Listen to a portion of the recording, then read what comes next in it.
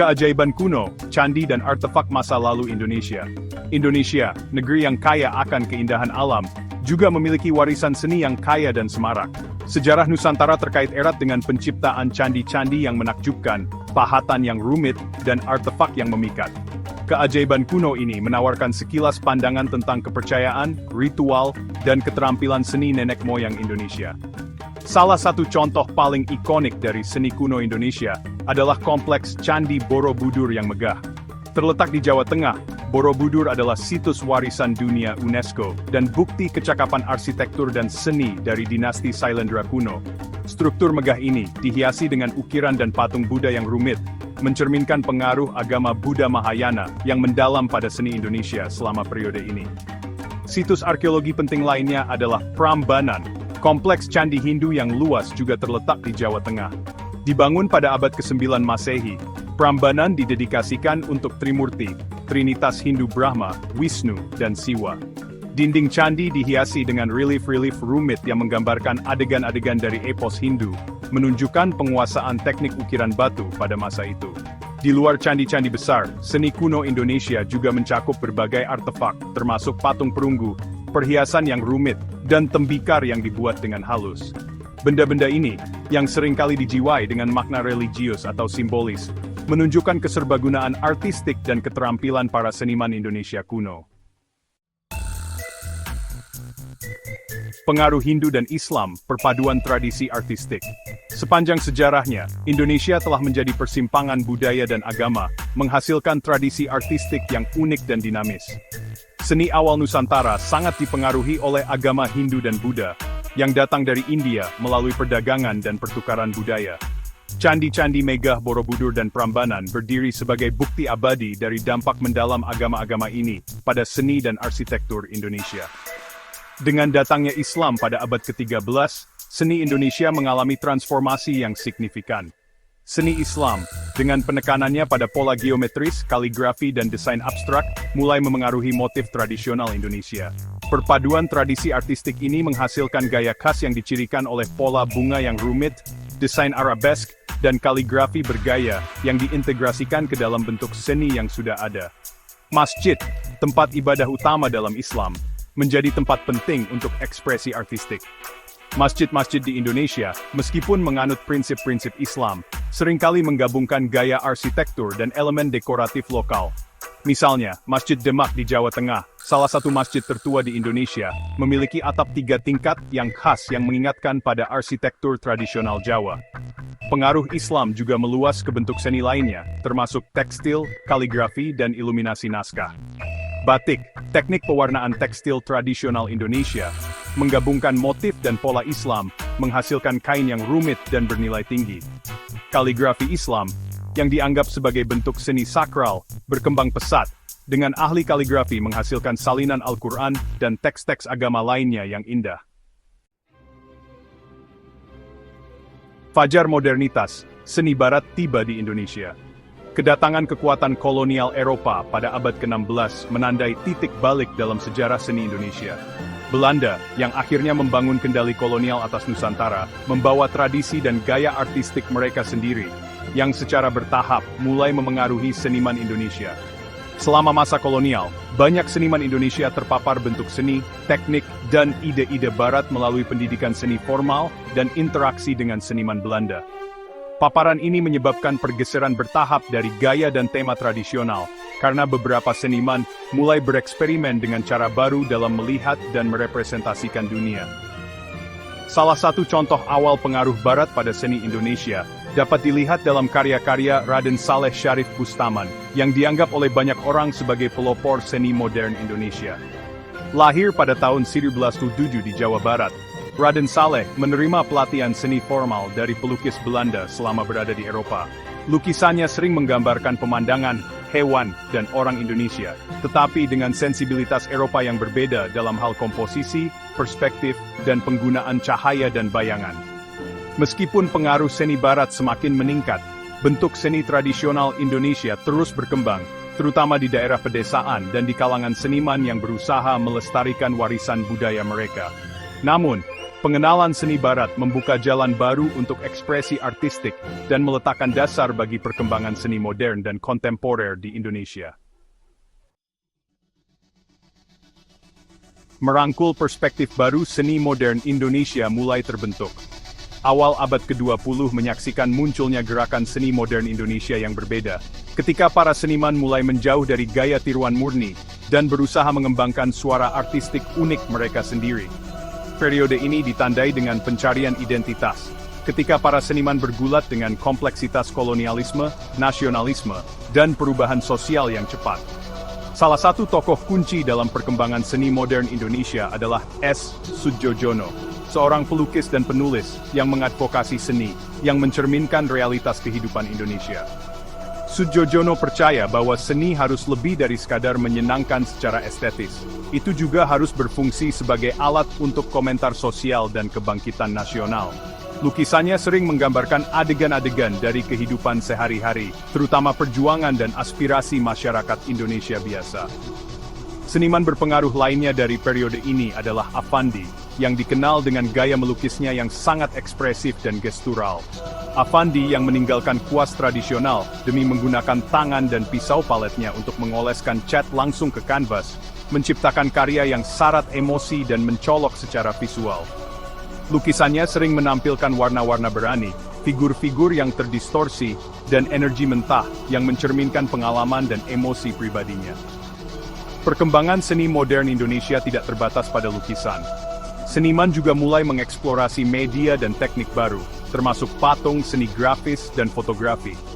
Periode ini menyaksikan munculnya seniman seperti Hendra Gunawan, yang dikenal dengan lukisannya yang dinamis dan bersemangat tentang orang-orang dan budaya Indonesia. Dan Baso Eki Abdullah, seorang pelukis potret ulung yang memadukan realisme barat dengan estetika tradisional Indonesia. Bagian 5. Dunia pengaruh, dari romantisisme hingga surrealisme.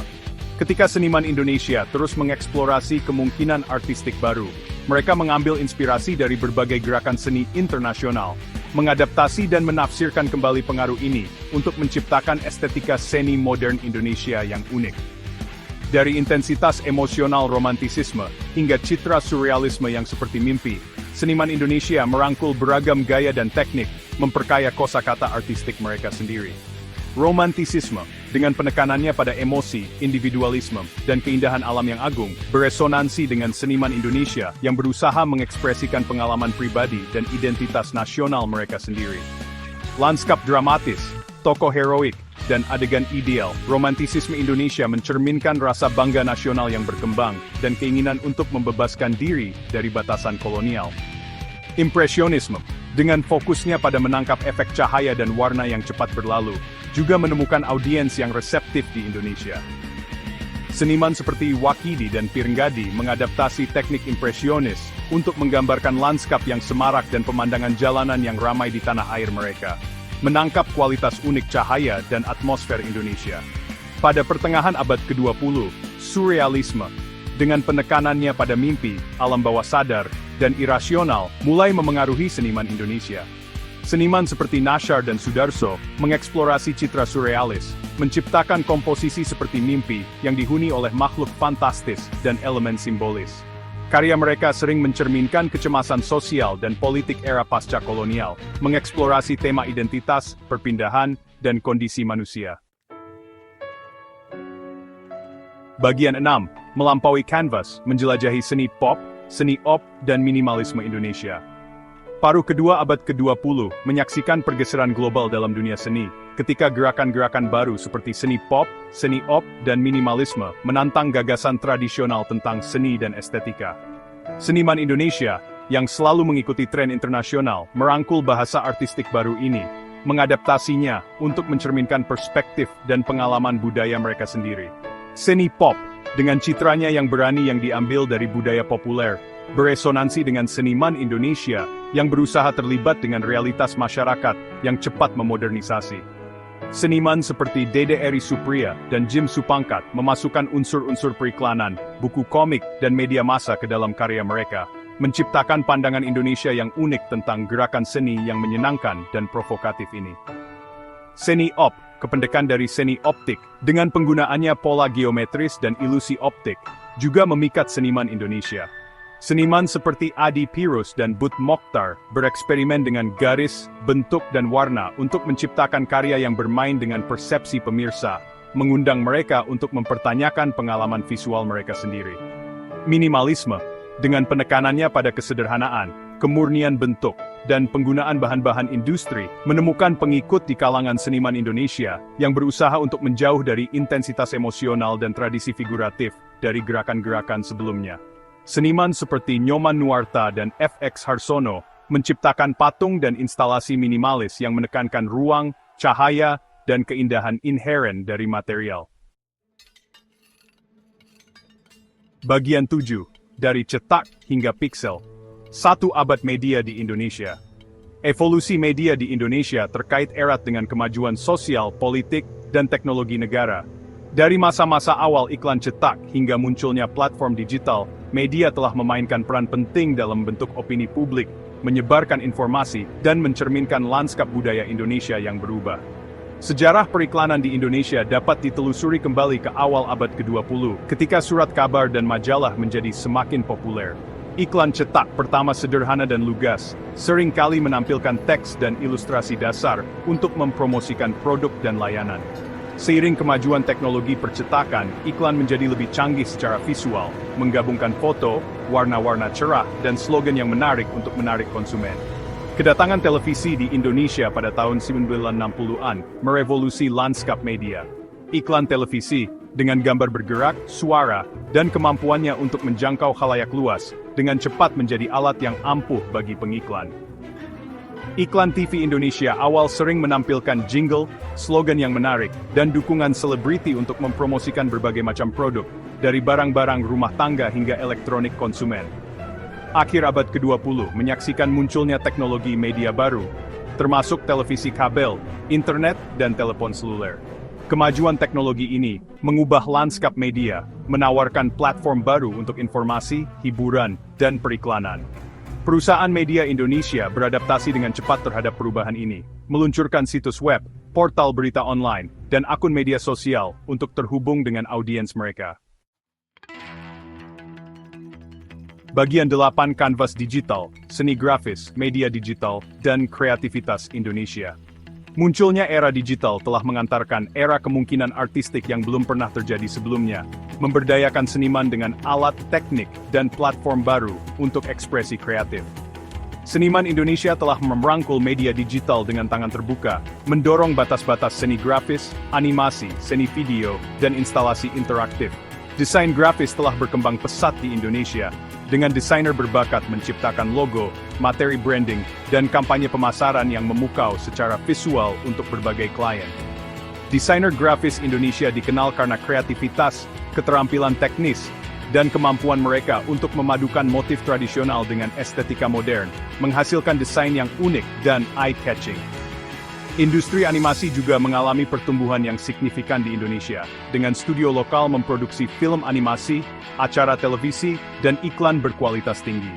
Animator Indonesia dikenal karena kemampuan bercerita, desain karakter, dan kemampuan teknis mereka, mengambil inspirasi dari cerita rakyat lokal, mitologi, dan kehidupan kontemporer.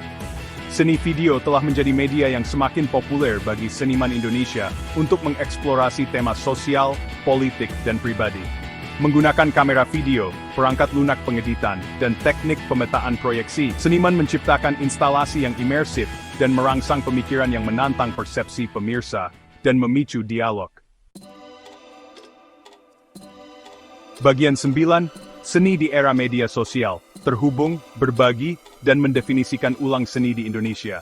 Media sosial telah menjadi bagian integral dari kehidupan kontemporer, mengubah cara kita terhubung, berkomunikasi, dan mengonsumsi informasi. Bagi para seniman, platform media sosial seperti Instagram, YouTube, dan TikTok telah menjadi alat yang sangat berharga untuk memamerkan karya mereka, membangun audiens, dan terlibat dengan komunitas global.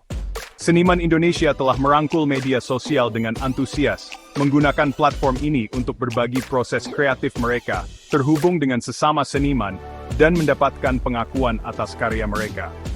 Instagram, dengan fokusnya pada penceritaan visual, telah menjadi platform yang sangat populer bagi seniman Indonesia untuk memamerkan lukisan patung, fotografi, dan seni digital mereka. Media sosial juga telah mendemokratisasi dunia seni, membuatnya lebih mudah dari sebelumnya bagi seniman dari semua latar belakang untuk berbagi karya mereka dengan audiens global. Ini telah menciptakan peluang baru bagi seniman Indonesia yang sedang berkembang untuk mendapatkan pengakuan dan membangun karir mereka, melewati penjaga gerbang tradisional seperti galeri dan lembaga seni. Namun, munculnya media sosial juga menimbulkan pertanyaan tentang perubahan sifat seni dan nilainya di era digital. Dengan aliran gambar dan informasi online yang konstan, bisa jadi sulit bagi seniman untuk menonjol dan menarik perhatian audiens. Terlepas dari tantangan ini, media sosial tidak diragukan lagi telah memberdayakan seniman Indonesia, menyediakan mereka dengan alat dan platform baru untuk terhubung, berkreasi, dan menginspirasi. Seiring teknologi terus berkembang, akan sangat menarik untuk menyaksikan bagaimana seniman Indonesia terus mendorong batas-batas seni di era digital.